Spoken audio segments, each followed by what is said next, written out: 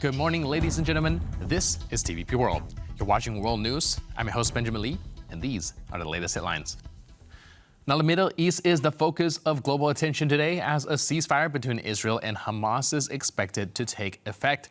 However, it has yet to materialize. Now, we'll keep you updated as the situation unfolds. We'll show you how some Orthodox Christians celebrate Epiphany, a unique tradition you won't want to miss. But first, let's take a look at the latest developments in the Middle East. A senior Hamas official says that has provided mediators with name of 3 female hostages to be released. And a senior Israel official, as well as Prime Minister Benjamin Netanyahu, has confirmed to Reuters that it received the list. Earlier, the Israeli Defense Forces stated that they would not implement a ceasefire unless Hamas submitted the list of hostages. IDF operations continue in Gaza throughout the morning. Medical services in Gaza report that at least 8 people were killed and more than 25 others injured in the latest attacks. Meanwhile, Itamar Ben-Gvir, Israel's hardline national security minister, and 2 other ministers from his nationalist religious party resigned from Prime Minister Benjamin Netanyahu's cabinet over Gaza's ceasefire agreement. Although the Otzma Yahudit party has left the ruling coalition and announced that it would not attempt to bring down Netanyahu's government.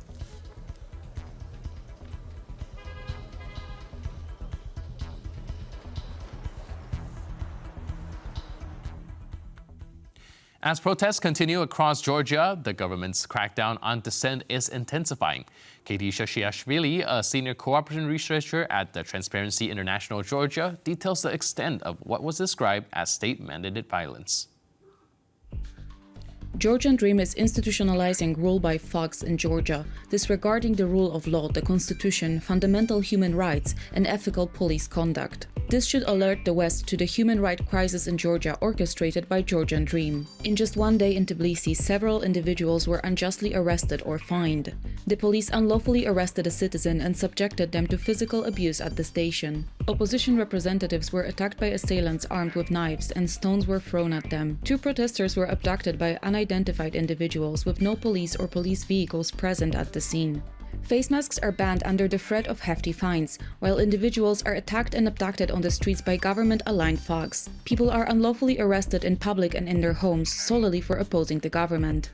Georgian Dream is waging a campaign of total repression against citizens daring to voice peaceful dissent. Georgia's friends in the free and civilized world should speak up against injustice and authoritarianism in Georgia.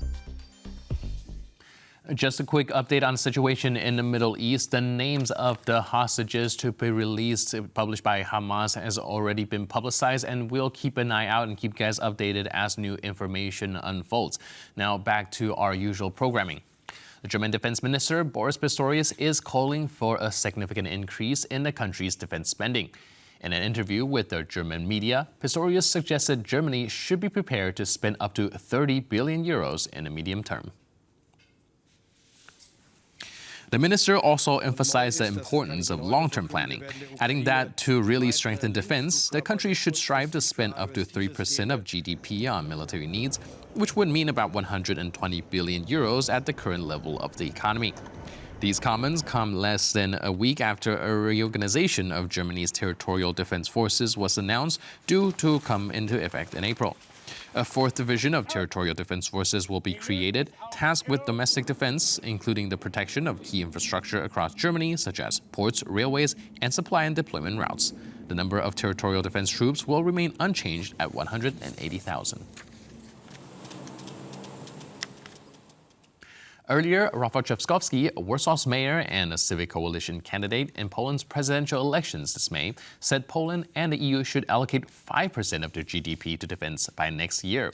Currently leading in the polls, Trzaskowski made this statement during a speech near the Russian border. We are on the Polish border with the Russian Federation in Goldap. Of course, we will talk about security today, because security is the most important thing. I spoke about it before at our convention in Gliwice. And that is why I am of the opinion that in 2026, Poland should spend 5% of GDP precisely on defense, on security. I believe that the entire European Union should do exactly the same. We need to raise our combat capabilities, but also our deterrence capability. Hence the East Shield project, a project of fortifications along the entire border with Russia and Belarus, 800 kilometers of fortifications. Polish radio correspondent Marek Walkowski had an unexpected meeting with President Joe Biden outside the White House. As Biden prepares to leave office, he conveyed a message of support for Poland. The outgoing president expressed his hope that Donald Trump would not abandon Ukraine in its fight against Russian aggression. Hello, Mr. President. How are you? I'm good. How are you? I'm good. Thank you for everything. How are you feeling now? I'm feeling great. I got some distance from Illinois. That's why I'm so. I know. What do you? Who are you with? I'm with Polish radio, Polski radio. Oh, God, yeah, I didn't see you. How are you, man? Good to see you. Thank you, Mr. President. And I hope to God we made it so he's not going to be able to leave. Want me to get a pic with you two of you together? Oh yeah. Oh my God, that's. Look at that. There we go. This is Got a video. It's pretty good, huh? Mr. President, what's your message for Poland? Stay strong. Stay strong. I've done everything we can to give you all the capacity you need to defend yourselves and keep Putin from being able to intervene. And I'm hopeful. I've done everything. We brought in the incoming administration to give them all the data we have, all the information we have, and all the resources we provide. And just pray God they do it. Thank you, Mr. President, and good luck. Thank you so much. Meanwhile, Donald Trump has arrived in the Washington area ahead of his upcoming inauguration. The president-elect, alongside his family, participated in celebrations marking the eve of his presidency. Trump landed at Dulles International Airport aboard Air Force One sent by outgoing President Joe Biden. From there, he traveled to his golf club in Sterling, Virginia for a pre-inaugural reception featuring a fireworks display. Later today, Trump is expected to hold a rally at the Capital One Arena in downtown Washington. Frigid weather has prompted the inauguration ceremony, initially planned for the Capitol's west front, to be moved indoors to the rotunda.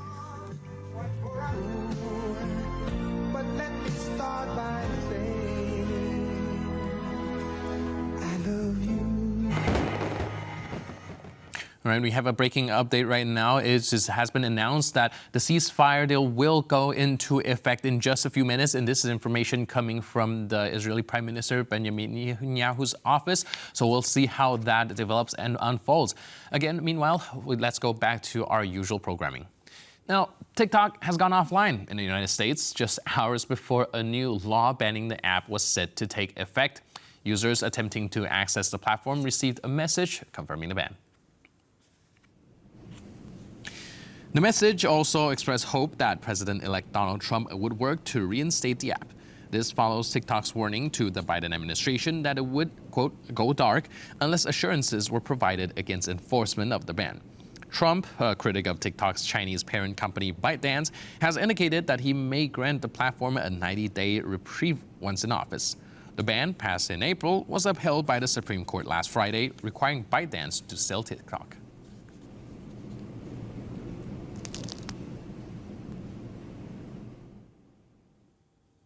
A tragic accident occurred during a historic combat equipment demonstration in the Czech Republic, leaving 2 people dead and several others injured. The incident happened near the site of a former village. Now, emergency responders from Austria are already reporting assisting in the rescue operation.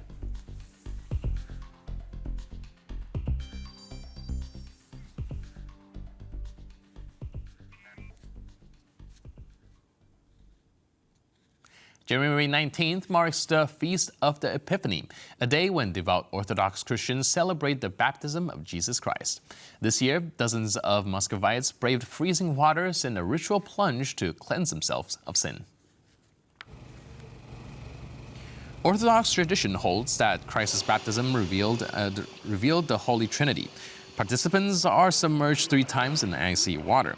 In Moscow and the surrounding area, around 200,000 people take part in the ritual annually.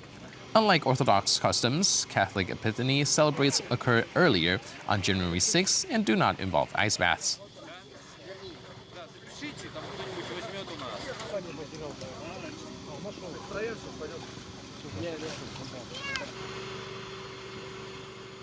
And that concludes this edition of World News. Like previously mentioned, it does seem like the ceasefire in the Middle East will be coming into effect very soon, just in a couple of minutes. So we'll be keeping you updated and posted throughout the rest of the day. So please stay tuned to TVP World.